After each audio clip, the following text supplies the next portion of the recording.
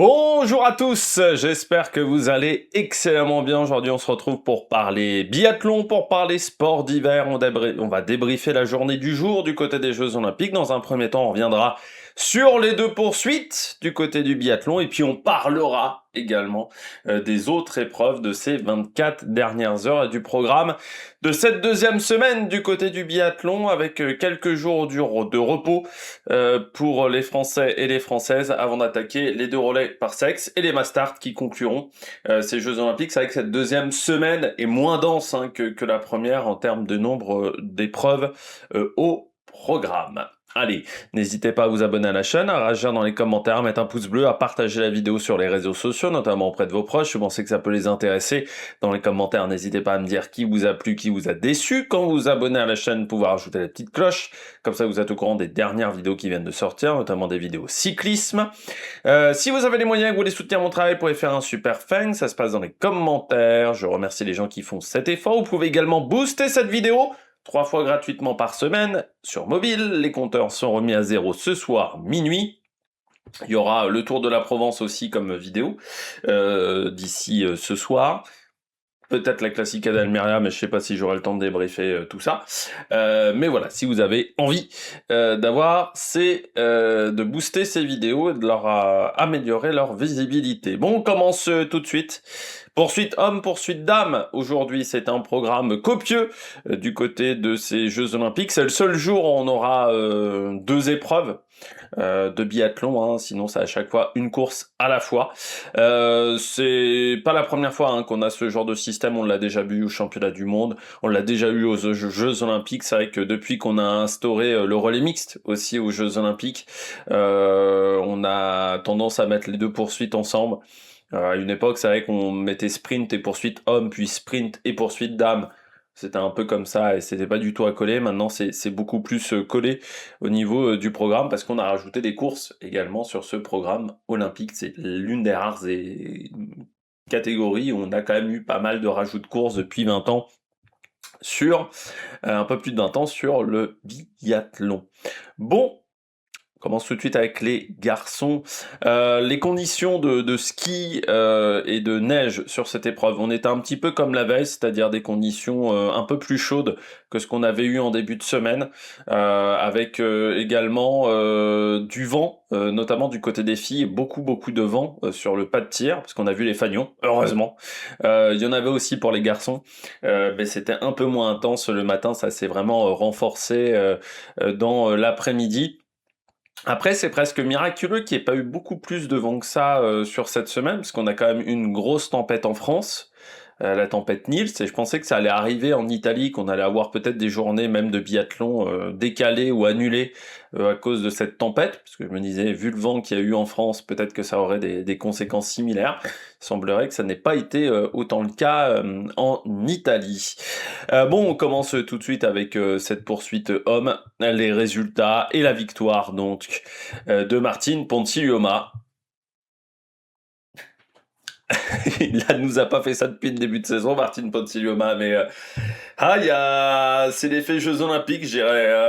Après, on l'avait vu hier, hein, c'est vrai que moi j'avais beaucoup parlé de Samuelsson sur les temps de ski, mais Ponzilioma aussi. Il y avait eu un vrai progrès net sur les temps de ski par rapport à ce qu'ils avaient effectué sur le reste de la semaine, où on s'était dit, tiens, du côté des Suédois, il y a du mieux. Et de là à aller chercher le titre, il y avait quand même un monde. Fallait reprendre 45 secondes, 50 secondes. Ponzilioma, il avait de retard ce matin, mais il a fait une très belle gestion de course au niveau des skis. Par rapport à Sturla et Jacquelin qui ont fait un concours de celui qui allait la plus grosse sur le premier tour. Et après, du côté de Martin Ponzilioma, il a mis un bon tir, c'est-à-dire que c'est même surprenant, il n'y a aucune balle ratée sur le debout. Or, Martin Ponzilioma, la carabine a quand même souvent tendance à bouger un petit peu dans tous les sens, donc est-ce qu'on a trouvé une solution comme Kierkegaard de hier, on a changé son dioptre, est-ce qu'on a trouvé une solution du côté de l'arme de Ponzilioma, mais surtout le temps de ski, aujourd'hui il fait meilleur temps de ski, alors en partant d'arrière, hein, certains concurrents ont un peu plus géré, je pense, ça n'a pas été le cas de Jacquelin et Sturla plus que ça, mais Il y a d'autres concurrents qui ont été un petit peu plus dans la gestion. Et du côté de Martin Ponsiluoma, bah c'est beau. C'est une belle médaille. Ça sauve la semaine des Suédois, parce que jusqu'à maintenant, ça avait été compliqué pour les Suédois et les Suédois. Ça sauve un petit peu la semaine. Ça va peut-être même sauver la quinzaine. Parce que vu ce que font les filles pour le moment, c'est un petit peu compliqué. Et bah lui, ça va peut-être enfin le lancer, parce que ça va peut-être enfin lui permettre de croire qu'il est capable de le faire, Ponsiluoma. Parce qu'aujourd'hui, Ponsiluoma et son tir debout, c'était quand même parfois infernal. C'est quand même souvent un coureur sur des courses à 4 tirs qui finissait à 16 ou à 15. Mais voilà, il a fait la course qu'il fallait faire quant à ce temps de ski-là. Comme je dis toujours avec Justine Brezaz, par exemple, où je dis, ou avec Johannes Dalleux, par exemple, chez les garçons, je dis, t'es pas obligé de faire le 20 sur 20 quand t'as une marge de sécurité avec ton temps de ski. Tu peux viser que le 19.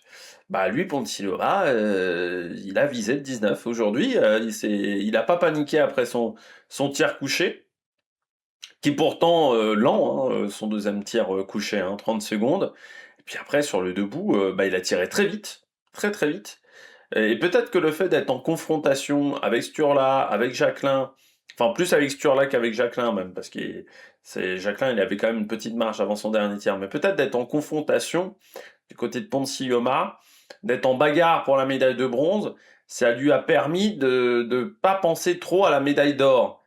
Et je dirais pas que ça lui est tombé sur le paletot sur la fin, mais presque du côté de Ponsiluoma, parce que c'est vrai qu'Emilien Jacquelin avait quand même pas mal de marge avant son dernier tir debout.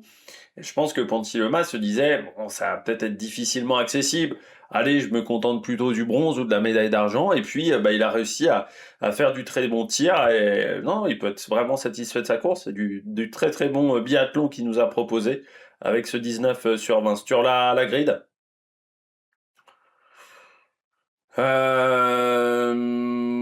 Ouais, il fait encore podium. Il fait podium, c'est pas une course parfaite, hein, loin de là, du côté de Sur-là, 9 sur 10 à la fois sur le coucher et sur le debout, mais il profite également des erreurs de ses adversaires. Des Français qui étaient peut-être pas si forts que ça sur les skis par rapport aux dernières compétitions. C'est vrai que par rapport aux derniers jours de compétition, là j'ai l'impression qu'on était moins dominateur. Alors est-ce que ce sont nos adversaires qui ont rattrapé leur retard ou est-ce qu'on a eu du mal à s'adapter à l'évolution de la piste sur cette journée de dimanche? Mais là on était à une chouille moins bien, j'ai l'impression, en temps de ski. Après c'est peut-être un petit peu de fatigue, hein, après une semaine où c'est vrai qu'il y a eu beaucoup d'émotions, notamment pour certains. Mais ce qui fait que Sturla fait sa course.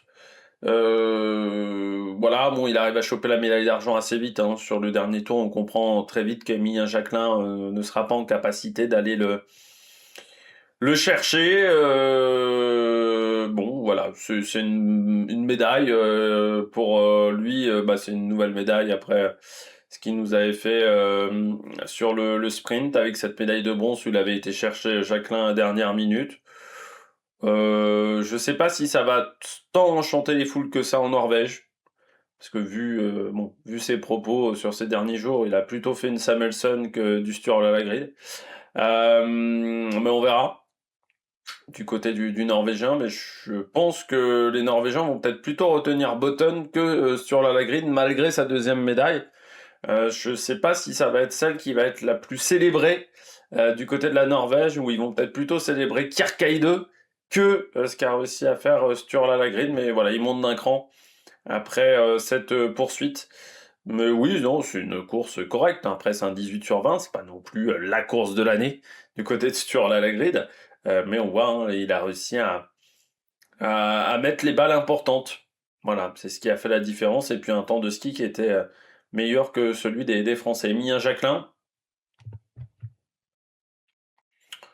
il fait une course à la Emilien. Voilà, c'est une course à la Emilien Jacquelin. Capable du meilleur comme du pire. Voilà, mais c'est un résumé de sa carrière. Capable du meilleur comme du pire. Ça a jamais été un mec régulier dans ses courses. Il a souvent eu des trous complets, des passages vraiment avides, Emilien Jacquelin.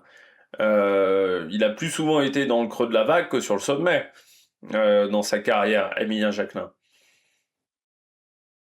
Il a fait du sport. En fait, Emilien Jacquelin, ce qu'il faut comprendre, c'est qu'il fait du biathlon pour s'amuser.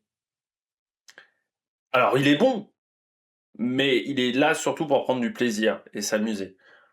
J'ai presque l'impression que les médailles et que les titres, c'est pas forcément ça qui le motive le plus.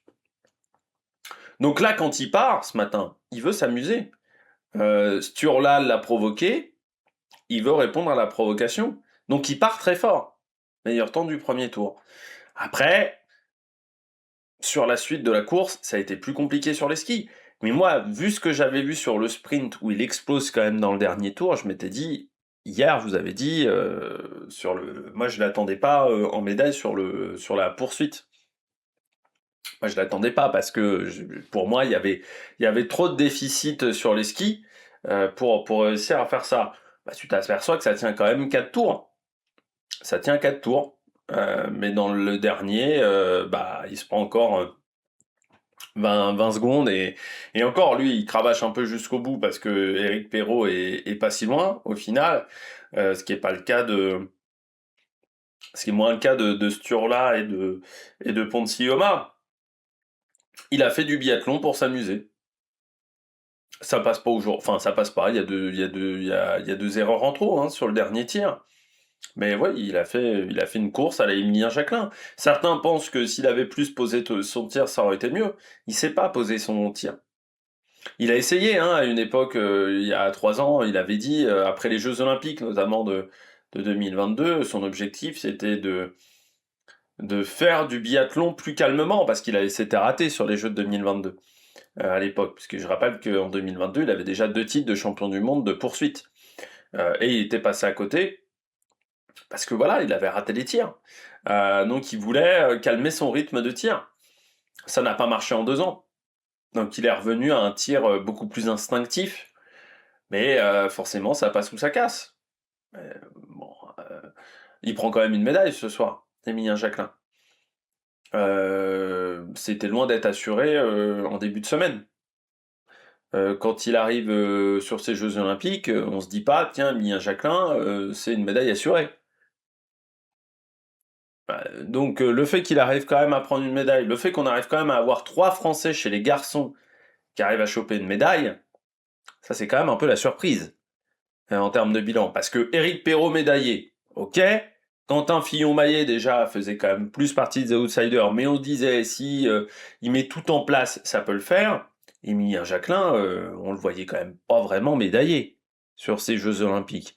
Ou ceux qui le voyaient médaillé, bah, je pense qu'ils auraient dû faire un pari sur Unibet, parce que ça aurait pu faire un gros score, ou sur Winamax, ou sur Parion Sport. Je peux encore faire Parion Sport, parce que ça s'appelle pas encore Unibet.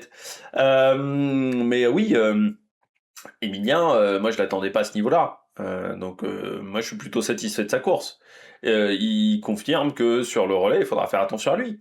Mais après, Emilien Jacquelin, qui fait un 17 sur 20, qui fait 2 erreurs sur le dernier tir, il fait du biathlon pour s'amuser. C'est pour ça que même que je suis pas sûr qu'il continue peut-être bien longtemps encore le biathlon. Parce qu'on sait qu'il veut faire du cyclisme, il aimerait bien se lancer dans le vélo, et je pense qu'il a un peu fait le tour en fait du biathlon. Je sais pas, alors, tu vois, s'il prend sa retraite à la fin de l'année, je serais pas surpris, Emilien Jacquelin. Voilà, je tomberai pas des nues. Parce que je pense que c'est un coureur qui aujourd'hui a peut-être fait le tour et je sais pas s'il ira jusqu'en 2030. Parce qu'il sait déjà qu'il y a quand même une grosse densité chez les garçons qui arrivent quand même. Il y a quand même des garçons là en IBU Cup qui montent fort. Et puis parce que je sais plus s'il trouve autant de plaisir à faire du biathlon aujourd'hui. Mais après, les gens ont été surpris de sa course aujourd'hui. 95% du temps, Emilien Jacquelin, il fait ça, et puis ça fait pas podium, hein. Donc là, ça fait quand même podium à la fin. Donc non, je suis plutôt satisfait. Éric Perrault, j'ai envie de dire que c'est un peu comme Lou. On a l'impression qu'il manque pas grand-chose, mais il manque un petit truc aujourd'hui pour aller chercher la médaille. Le temps de ski est pas horrible, mais il part quand même 9, c'est-à-dire qu'il part au-delà de la minute, quand même ce matin. Donc il fallait quand même reprendre vachement de temps hein, sur la grid, donc il déplace quand même pas mal de monde.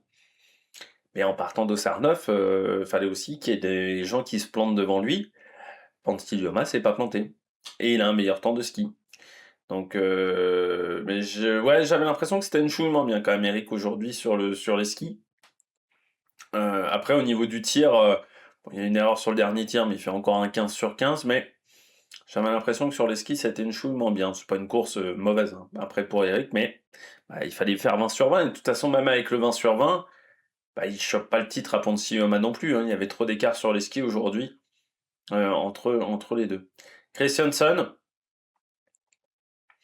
toujours plus compliqué sur la poursuite, je trouve, du côté de Christiansen.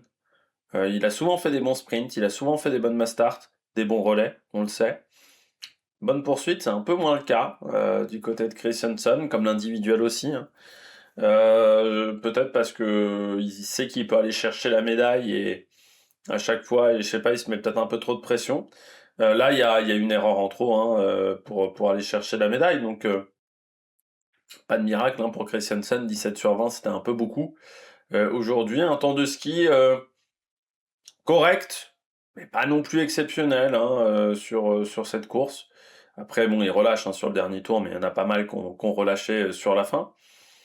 Mais oui, il en manquait un peu, quoi, hein, tout simplement aujourd'hui, pour Christensen, comme pour Johannes Dalleux. Ouais, c'est plus dommageable pour Dalleux. C'est plus dommageable parce que, en fait, on l'a jamais vraiment senti être en mesure d'aller chercher la gagne, d'aller chercher les médailles. Il fait sixième, mais en fait, de toute la course, je me suis dit, je le vois pas médaillé, en fait. Je trouvais que sur les skis, c'était pas forcément du grand Johannes Dalleux. Mais surtout, en fait, le tir était trop lent encore aujourd'hui pour lui et je le voyais pas en fait gravir les échelons. C'est-à-dire que pourtant il partait sixième, il partait je crois avec une quarantaine de secondes de retard, mais je me suis pas dit tiens il va aller chercher la gagne aujourd'hui. Non parce que je trouvais qu'il en manquait. Voilà, il en manquait dans sa course au niveau attitude, c'était pas suffisant.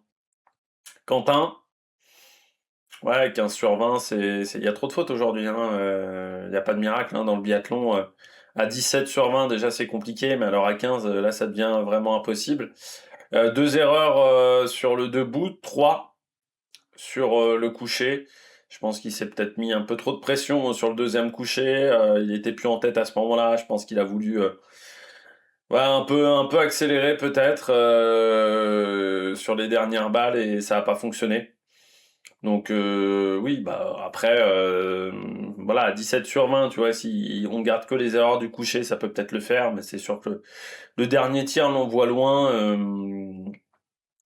Avec ces deux balles de pénalité, dommage. Campbell White, ouais, belle remontée, surtout un bon temps de ski. C'était pas le cas depuis le début de semaine. Pour Campbell White, il avait un peu du mal sur les skis. Là, il s'en est bien sorti. Après, il partait de trop loin aujourd'hui, hein. On le disait, il y avait, je crois, 8 mecs, 9 mecs qui étaient à la minute. Ensuite, c'était très loin. Donc, il n'y a pas eu de miracle, hein, pour Campbell White en partant 12. Je crois qu'il partait avec une 20, une 25 de retard. Il reprend un petit peu de temps, mais devant, c'était trop loin. Voilà, en fait, son résultat sur ce sprint, sur cette poursuite, s'est joué dès son sprint. Mais belle course quand même, parce qu'on voit un meilleur temps du dernier tour. Et là, il a plutôt bien géré son effort, hein, au fur et à mesure des boucles. Et puis un 17 sur 20 au niveau du tir. Deux erreurs sur le premier coucher, une erreur sur le premier debout de Giacomel. Pareil que Campbell White, hein, on partait de beaucoup trop loin aujourd'hui pour pouvoir remonter. Donc l'idée était plutôt de se rassurer, je pense, pour Tommaso Giacomel, pour se rassurer pour le relais. Du côté des garçons, c'était peut-être aussi le même pari pour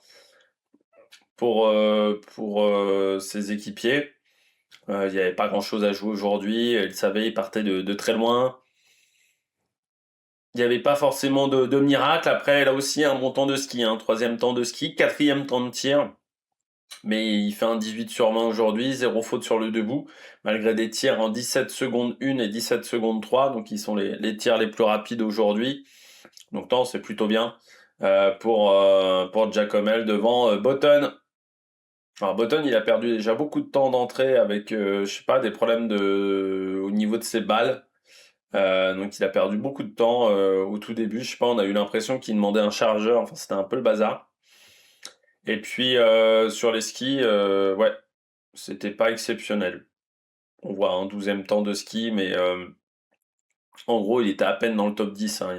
Il relâche sur le dernier tour, mais il était à peine top 10 sur les tours d'avant. Donc ouais, un peu léger sur le temps de ski. Philippe Horn, 17 sur 20, une place de gagné. Ben, il n'y avait pas grand-chose à jouer aujourd'hui.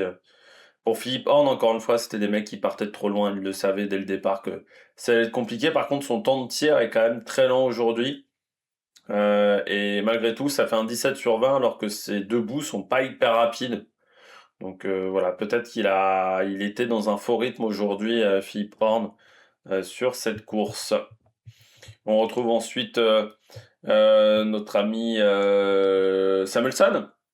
Bah ouais, alors, il a lâché dans le dernier tour, on le voit, hein, le temps de ski était quand même moins bon que celui de Ponsiglioma, peut-être parce qu'il avait fait plus d'efforts hier. Puis 15 sur 20, trop d'erreurs hein, sur la fin de course pour Samuelson, ça le fait sortir du top 10 sur la fin de course, mais après de toute manière, je pense que c'était compliqué d'aller chercher la gagne aujourd'hui pour Samuelson devant Lucas Hofer. Jakob Fak également, 14e, qui a fait une belle remontée, je crois que c'est même la plus belle remontée de la journée, Jakob Fak, parce que il y a eu assez peu de changements au niveau des places.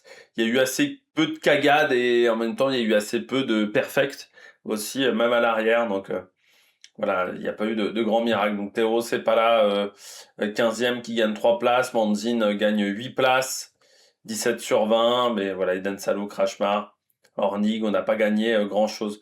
Je redescends un petit peu pour vous montrer Fabien Claude, qui fait la plus belle remontée du jour. Bon, il faudra se contenter de ça pour Fabien Claude, avec 17 places de gagné.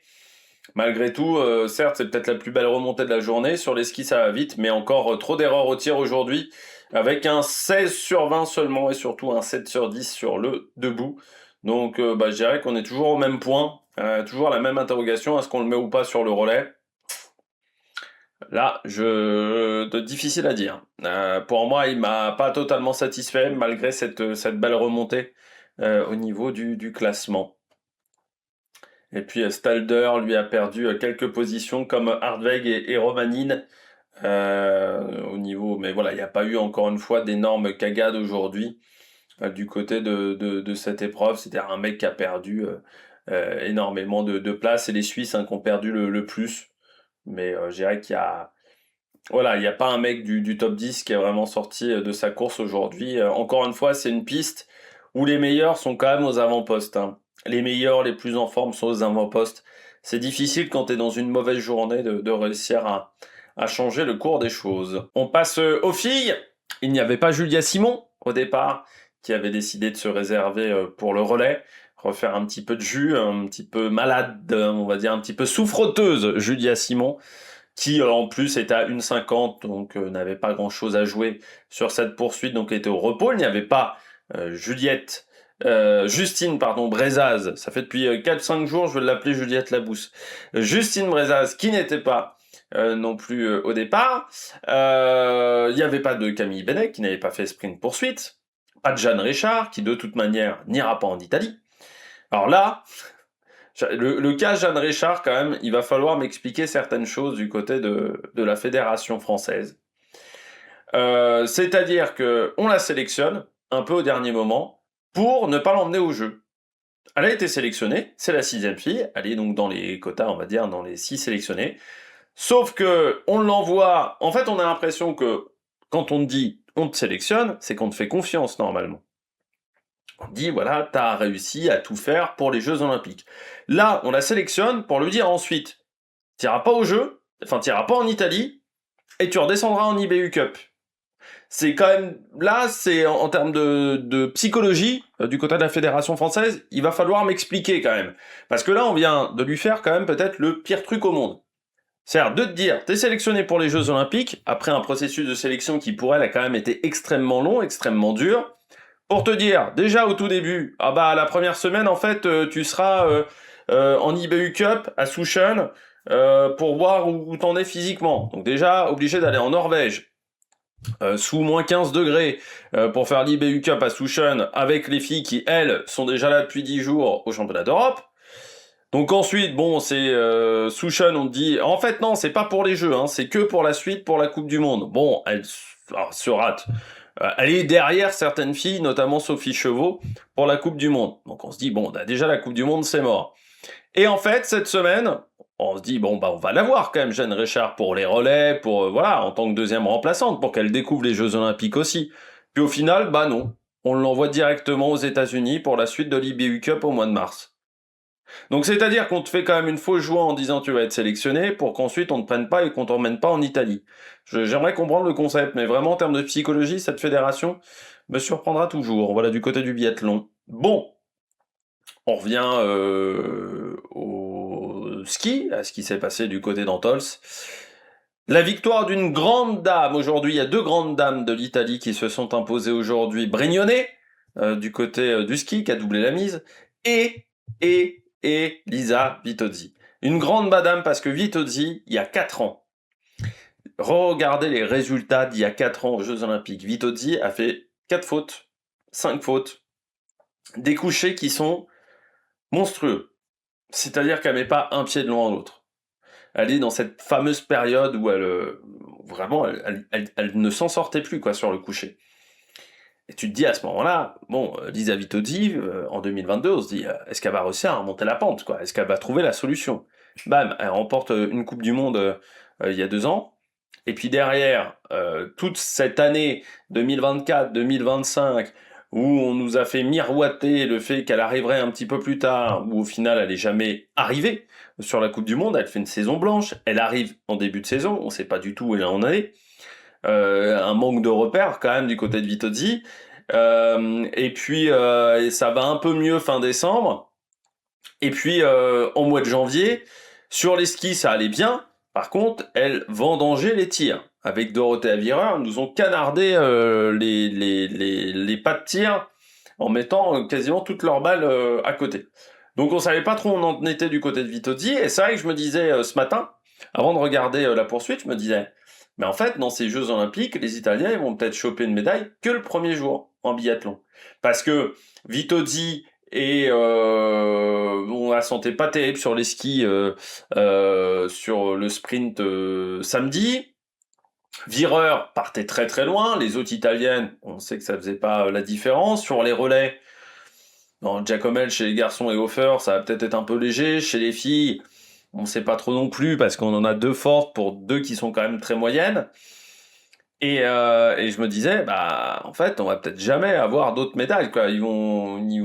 Ça va peut-être être la déception de ces Jeux. Au final, le biathlon, parce que, alors on pensait que ça serait ça en 2024-2025. Vous savez, j'avais dit, putain, il va falloir vraiment se réveiller après le mois de décembre du côté de l'Italie, sinon ça risque d'être une cagade aux Jeux Olympiques. Mais Giacomelli a trouvé des solutions. Vireur aussi en ce début d'année, pareil pour Vitozzi.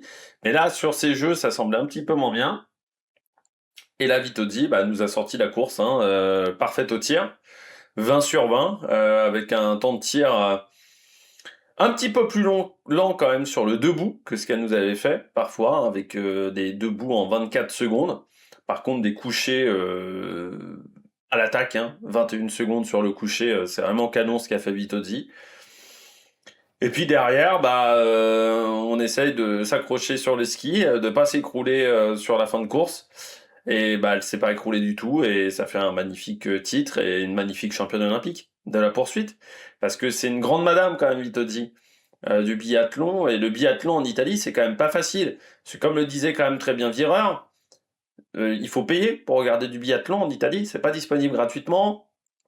Il n'y a pas forcément des moyens si grands que ça du côté de l'Italie.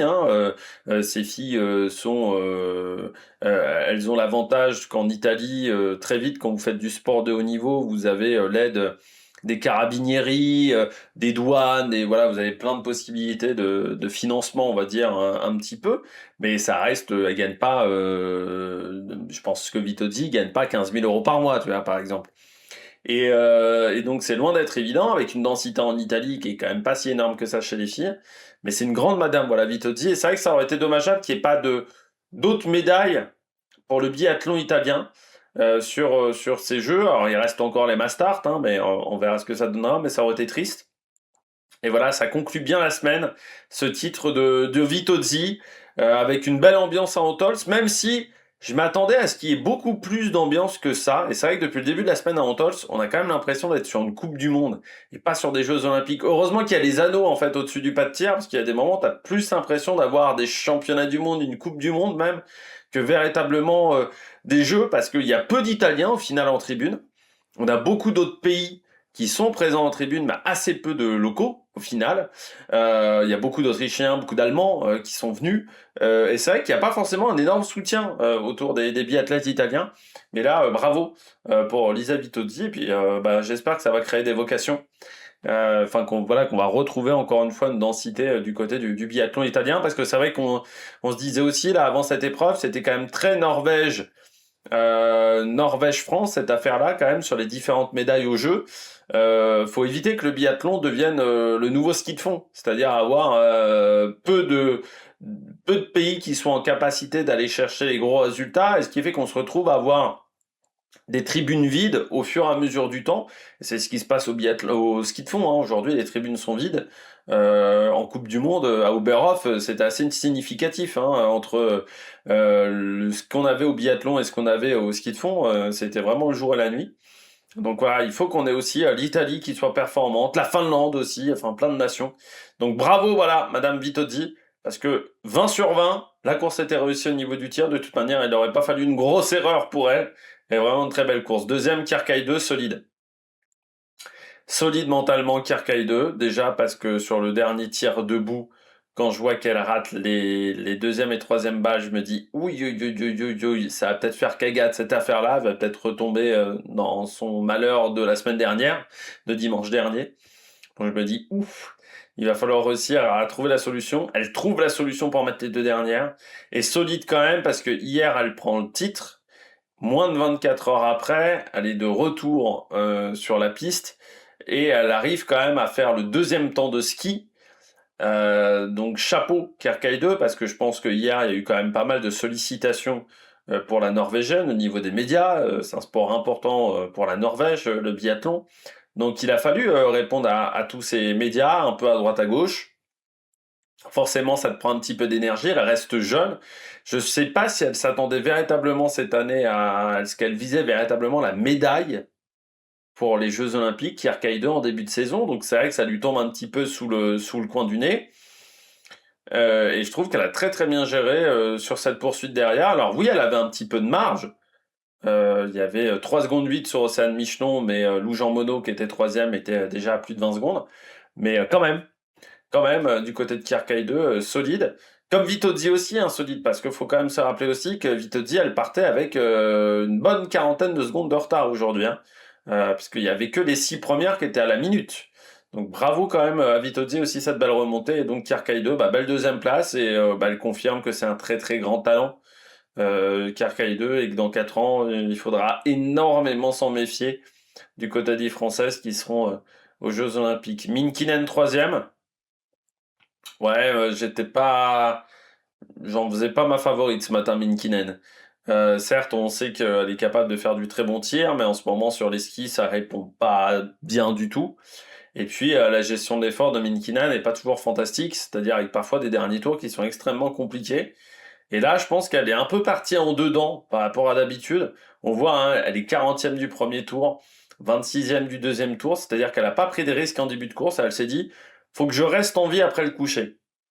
Je mets mes balles, je reste en vie après le coucher, et ensuite elle a joué sur le debout. On voit avec un tir beaucoup plus rapide sur le debout, hein, elle est 23 et 22 des deux premiers tirs couchés, 9e et 13e des deux tirs debout, et après, faut pas se poser de questions, faut mettre les balles au fond, hein, parce que ça réagissait pas comme elle le souhaitait sur les skis. Elle ressort deuxième du pas de tir, mais elle a jamais pu attraper les skis de Kierkegaard. Par contre, elle résiste extrêmement bien à Loujamondo dans le dernier tour et à Océane Michelon qui était plus loin. Bon, les Françaises, première course sans médaille pour nous, mais j'ai vu que certains se plaignaient.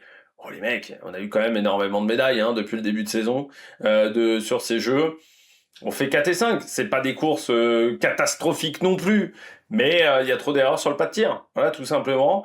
Et on n'a pas réussi autant à compenser sur les skis que ce qu'on avait pu faire sur d'autres courses, parce que je pense que certains adversaires ont rattrapé leur retard au niveau du fart aujourd'hui. Oui, bah, Lou Jean Monod, il y a trop d'erreurs, voilà.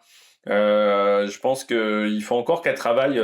Je pense Lou Jean Monod faut encore qu'elle travaille mentalement. Je pense qu'il y a encore un gros travail à faire pour elle dans ce domaine-là. Elle est très forte au tir, elle est très forte sur les skis. Voilà, maintenant c'est un travail mental qu'il faut faire. Je pense que des fois elle se met un peu trop la pression, ou elle est peut-être trop exigeante avec elle-même, Lou Jean Monod, parce que à chaque fois quand on l'entend en interview, c'est vrai qu'elle est hyper exigeante. Et faut peut-être réussir à avoir un peu plus de détachement, notamment sur les grands événements pour Lou Jean Monod. Après, encore une fois, la course n'est pas catastrophique, mais peut-être un peu plus de détachement après sur la fin de course. Bah, elle n'arrive pas à en remettre pour aller chercher Minkinen parce que bah, elle a quand même fait le deuxième temps du deuxième tour et que bah, derrière, Minkinen gère extrêmement bien la dernière boucle. Donc dommage, voilà, parce qu'elle échoue à pas grand-chose. Bon, ça fait une 4e place, c'est sûr que c'est frustrant. Elle l'a dit, hein, je me suis auto-saboté, mais même voilà, on le voit en interview, elle est très très dure envers elle-même. Lou Jean Monod, il y a peut-être un truc à aller chercher encore là-dedans au niveau de la performance sur ces grands événements, parce que c'est une fille qui est très forte en Coupe du Monde. Ça, on le sait, qui est régulière, elle est en tête du général, hein, donc c'est pas pour rien. Par contre, sur ces courses d'un jour, il y a peut-être encore quelque chose à aller chercher du côté de Lou Jean Monod. Bon, Océane Michelon, moi je ne reproche pas grand-chose à Océane Michelon. Très clairement, hier, elle prend une médaille. On s'attendait pas à ce qu'elle aille chercher la médaille dès sa première course aux Jeux Olympiques. Là, elle s'est peut-être fait un peu rattraper par les émotions, rattrapée par les enjeux, et puis la récup n'a pas forcément été optimale, je pense, pour Océane Michelon. Je pense elle a perdu beaucoup d'énergie, Océane Michelon, avec les émotions de ce résultat, de cette médaille, en se disant, bah, je vais pouvoir faire la Mastart, ce qui était peut-être pas assuré. Je vais peut-être là maintenant je suis sûr de faire le relais. Il y a eu beaucoup d'émotions quand même, je pense, pour Océane Michelon après son résultat hier, et moins de 24 heures après repartir sur les skis, repartir sur une autre course, switcher, pas simple. Surtout qu'Océane Michelin n'était pas habituée à ça, parce que quand elle avait été vice-championne du monde, c'était sur la Mastart, c'était la dernière course du programme. Il n'y avait pas d'autres courses derrière.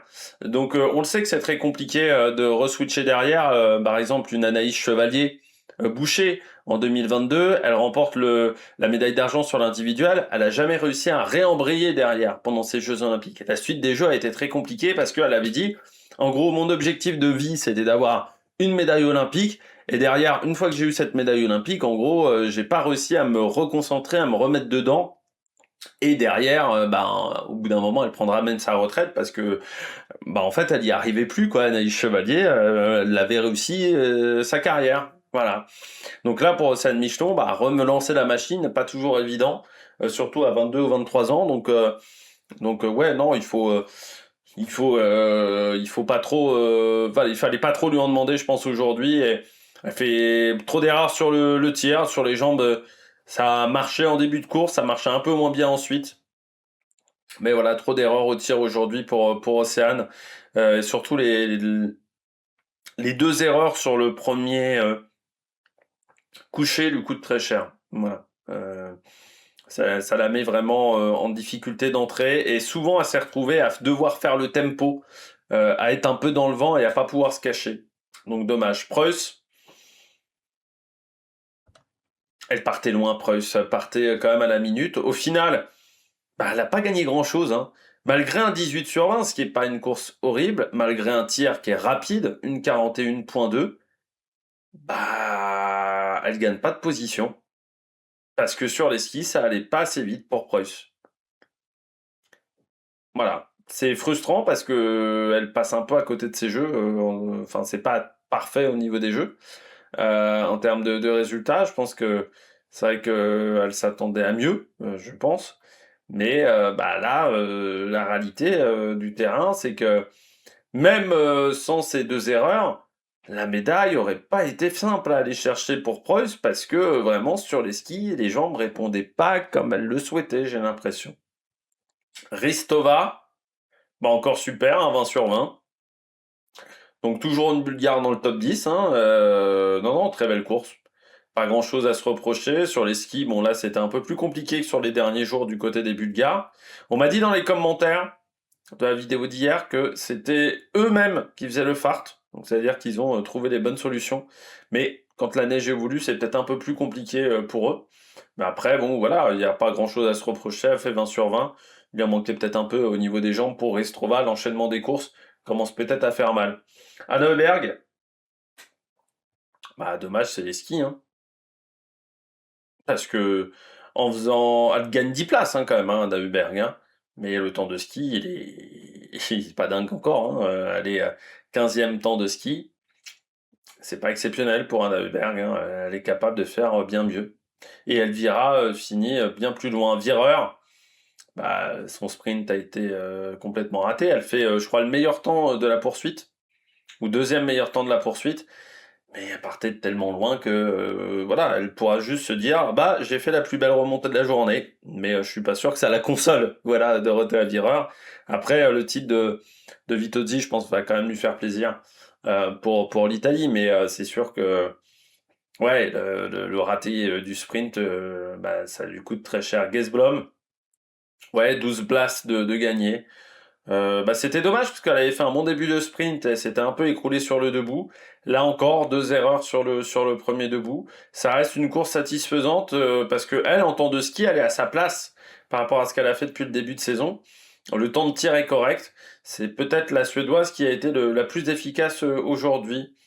Volfa, la lettonne, là aussi, hein, c'est vrai que on parle des Bulgares, mais les lettonnes, en termes de temps de ski, ça va vite. Hein. Bendika, Volfa, qui gagne encore 5 places, presque dans le top 10 aujourd'hui, belle perf, avec en plus un 19 sur 20. Kamila Zouk, elle perd 4 positions, la polonaise, avec un 17 sur 20. Mais Sidorowicz, elle aussi fait une belle remontée aujourd'hui de la 41e à la 13e place.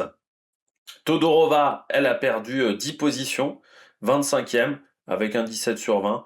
Mais bon, les jeux sont déjà réussis pour la Bulgarie avec cette médaille de bronze, donc il n'y a pas de problème du côté de la Bulgare, qui elle aussi a des jeux qui sont réussis, hein, notamment grâce à la quatrième place pardon, hier.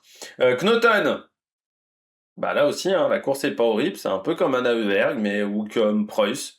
Mais malgré un 18 sur 20, normalement ça doit gagner des places. Hein. Ça gagne pas tant que ça pour un Knoten. Une place seulement, une place de perdu même avec un 18 sur 20. Le temps de ski est trop lent. Ça va être terrible comme les relais norvégiens parce que pour le moment, on n'a qu'une Norvégienne qui tient la route. Hein. Avec Johansson, mais Knoten, c'est nulle part en termes de rythme. Elle est vraiment pas en forme sur ses jeux et Tendrevol, bah, on sait pas trop ce que ça donne. Donc c'est un relais qui va pas être facile quand même. Hein, et je suis pas sûr que Knoten soit dans le relais parce que le temps de ski, il est quand même pas si incroyable que ça. Heureusement que derrière, on n'a pas beaucoup de densité du côté de la Norvège parce que du côté de la France, ça serait peut-être pas passé, hein, même les performances de Knoten. Jackiela pour la Pologne, ouais, qui a gagné quelques positions avec un 17 sur 20. Et puis Anna Magnusson, 17e, devant Vobornikova. Voigt, qui a perdu des places, mais pas suffisamment rapide sur son tir. Devant la Danoise, Bouman, qui reste quand même dans le top 20.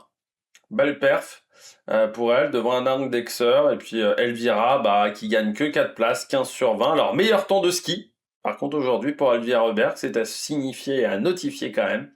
Par contre, 15 sur 20, donc ça n'a pas fait une très grande remontée. Pour Elvira Heuberg, Anna Orenthaler fait un beau 18 sur 20 aujourd'hui. Elle gagne également des positions sur cette course. Alors que du côté des Autrichiennes, on n'a pas réussi beaucoup, autant que ça, à progresser dans cette course. Tannheimer, elle a perdu 14 positions aujourd'hui. C'est, je crois, avec Carrara, voilà, les deux qui perdent le plus. Carrara, 13 sur 20. Bon, on sait qu'elle va vite sur les skis, mais le tir est pas en place. Et pareil pour Tannheimer, ça va vite sur les skis. Même là, si aujourd'hui c'était un peu plus compliqué. Mais 15 sur 20, pas suffisant. Et Bendika, 13 sur 20 aussi. Hein, l'a relâché sur la fin. Dommage. Là, les tonnes. Tendrevold, ouais, bah ça va pas mieux pour Tendrevold. Hein, 11 sur 20 aujourd'hui. Avec 9 erreurs. Voilà, et dont 6 sur le debout. Donc ça passe toujours pas. malgré un temps de ski qui était correct, un 13e temps. Donc c'est une course sur deux. Certains diraient la prochaine c'est le relais, donc ça va peut-être passer pour le relais. Mais oui, c'est quand même dur. Avec Iros, de toute façon, on partait loin. Donc voilà. Là, quand vous partez loin après, vous êtes beaucoup moins concentré sur les objectifs de course, parce que vous savez qu'il n'y a pas grand-chose à faire pour remonter dans le classement. On rappelle le programme de la semaine prochaine. Donc deux courses seulement pour les filles. Et pour les garçons, il y aura les relais masculins à partir de mardi. Mercredi, le relais femmes. Vendredi, ma start homme. Samedi, ma start femme. Voilà, à chaque fois à 14h15 pour les ma start, les relais, 14h30 et 14h45. Donc des arrivées juste avant 16h. Voilà pour ces courses-là qui vont clôturer le programme olympique. Et je vous rappelle que les Français ont battu leur record de médailles. Et puis après, on rappelle que la suite de la Coupe du Monde, ça sera en mars. Il faudra revenir en mars avec Contiolati, par exemple, qui sera donc du 5 au 8, où il y aura encore des individuels. Les individuels de Contiolati vont faire mal, je pense, avec 2 relais par sexe et 2 mastart. Et puis ensuite, on aura Otepa avec des relais mixtes et sprint poursuite. Et enfin, on terminera avec Oslo Holmenkollen, sprint poursuite, mastart, qui nous donnera le programme de cette fin de Coupe du Monde. Voilà. Avec Otepa, on aura des courses qui ne seront pas très tard. Voilà. Contiolati, il y aura des courses à 17h quand même. Voilà, ça changera un petit peu d'habitude. On regarde le programme. Et ce qui s'est passé du côté des Jeux Olympiques? Eh bien hier, on notera déjà le titre de Jens van Tinoet, encore une fois, le néerlandais en patinage de vitesse en short track, devant Daehan Wang et Kruiserberg, le laiton, qui prend une médaille de bronze. Les Coréens un petit peu moins bons, j'ai l'impression, pour le moment en patinage de vitesse en short track, puisqu'on sait que c'est quelque chose où ils sont toujours très efficaces. Et puis, il y avait ce matin du biathlon, donc avec Martine Ponsioma. Il y avait du ski de boss, les Français éliminés dès les huitièmes, du ski, en ski de boss, éliminés dès les huitièmes. Dommage, voilà, sur cette épreuve. Par contre, une belle médaille d'argent en ski de fond, avec le relais, 4 fois 7-5. Bon, les Norvégiens ont été intouchables et contrairement aux Suédois hier, ils n'ont pas fait d'erreur. Mais les Français aussi n'ont pas fait d'erreur, voilà. Mais voilà, c'était trop fort devant le relais français avec donc Théo Chély, Hugo Lapalu, Mathis Desloges et Victor Lovera. Mais voilà, on n'a jamais été en mesure d'aller chercher ces Norvégiens. Mathis Desloges est bien revenu sur le Norvégien, mais après, Klebe, intouchable en fin de course. En bobsleigh, notre Française Margot Bor, pour le moment est 11e. Elle avait fait une belle première manche, 6e, mais la deuxième a été beaucoup plus compliquée. On voit, elle a été dépassée notamment par Cynthia Appia, par Maya Voigt également, danoise. Donc dommage pour elle. Simona de Silvestro, pour le moment 22e. Certains se demandent, mais qu'est-ce qu'a fait là Simona de Silvestro? Parce qu'elle avait fait de l'IndyCar, c'est-à-dire de la monoplace. À l'époque, elle était en plus avec une licence suisse, pas une licence italienne. Elle a décidé de faire du bobsleigh pour ses jeux, sous nationalité italienne. Voilà, Simona de Silvestro. Et pour le moment, c'est Laura Nolte qui est en tête devant Meyers Taylor et Callie Humphries, l'américaine. Et par contre, c'est plus compliqué pour Lisa Bockwixt, l'autre allemande, qui est seulement 6e. Voilà. Et la troisième allemande, Kim Kaliki, qui est bien plus loin, seulement 16e. Kim Kaliki, sur cette piste, pour l'instant, elle ne trouve pas la solution en bobsleigh. Et puis il y avait également du snowboard cross aujourd'hui, avec l'épreuve par équipe mixte. Médaille de bronze pour la France dans cette épreuve de snowboard cross, avec la médaille de bronze, voilà, pour l'équipe de France de Casta, de Casta et de Léa Casta et de Loane Bozolo. Alors, on a quand même eu de la chance, c'est que les Australiens sont tombés parce que pendant toute la semaine, on a eu quand même des gros problèmes au niveau de notre matériel sur ces épreuves de snowboard cross. Donc, ça sauve un peu la semaine, cette médaille de bronze, mais il y aura quand même des leçons à tirer de ce qui s'est passé en snowboard cross parce qu'on n'a pas trouvé la solution sur cette piste. On n'a pas forcément été toujours bon tactiquement aussi, mais je pense que le matériel a beaucoup joué au niveau des résultats. Et c'est peut-être le fait aussi qu'on soit plus présent en snowboard alpin qui fait qu'on ne maîtrise peut-être plus aussi bien la manière de farter des planches de snowboard ou la manière de bien faire fonctionner des planches de snowboard. Peut-être qu'il faudrait qu'on revienne également un peu plus en snowboard alpin et peut-être remettre des moyens sur les sports, on va dire, un peu freestyle, parce qu'on les a un peu délaissés quand même en France ces dernières années au niveau de la fédération. Il y avait également du patinage de vitesse pour les garçons. Les Français éliminés en quart sur la poursuite, battus par les Néerlandais, mais c'était le temps qui comptait. Et vous voyez, on n'est pas passé pour une seconde à peu près par rapport aux Pays-Bas. Donc Italie, États-Unis et République de Chine, Pays-Bas pour les demi-finales. La France, elle, devra se contenter de la finale C face à la Norvège. C'est un petit peu une déception également de ne pas voir la Norvège dans les 4 meilleures équipes. Parce qu'à une époque, c'était pas mal la Norvège en patinage de vitesse. Et puis la France qui joue face au Canada pour le moment 3-1. Voilà, pour le Canada. Et puis Fenke Koch a remporté la médaille d'or du 500 mètres devant Jutta Lirdam et Mio Takagi. Et chez les garçons, c'était Stoltz, l'Américain, qui a remporté le titre. On avait déjà parlé de ça hier avec 2 records olympiques qui sont tombés d'affilée dans cette discipline. Eh bien, voilà. Je crois qu'on a fait le tour. Ah non, j'ai oublié le saut à ski également du côté des garçons. C'est vrai qu'hier, il y avait du saut à ski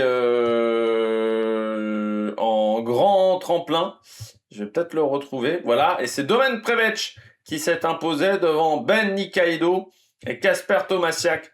Les Français ont fini plus loin avec Valentin Foubert, 17e, qui est quand même meilleur en petit tremplin qu'en grand tremplin.